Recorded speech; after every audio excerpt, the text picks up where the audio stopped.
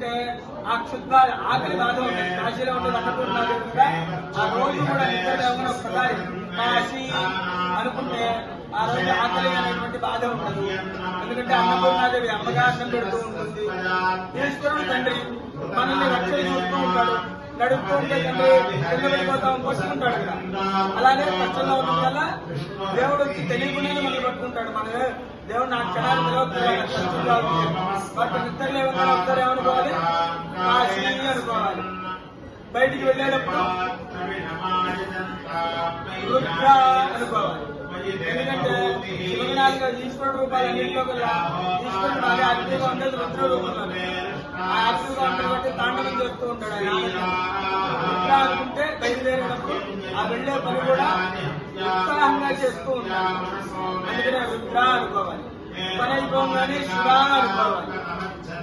అంటే నాన్నగారు మీ ఆశీర్వచనం పని అయిపోయింది శివ అనుకోవాలి. పడుకునేటప్పుడు అంతే.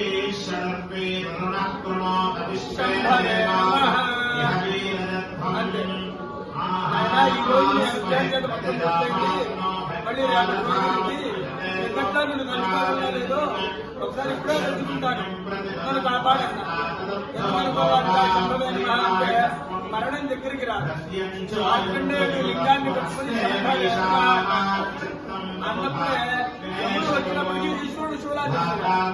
ఆ మృత్యుంజయుడి యొక్క అనుభవం పూర్తిగా చెప్పాలి అంటే పడుకునే ముందు ఏమనుకోవాలి, శంభవే నమః. ఆ శంభవే నమః వాటి ఆ పాంచజన్యం వల్ల మన యొక్క భయాలన్నీ పిచ్చి కథలు రావు. ప్రశాంతంగా నిద్రపడుతుంది. తర్వాత రోజు లేవగానే మళ్ళీ ఏం చేయాలి, కాశీ జీవనం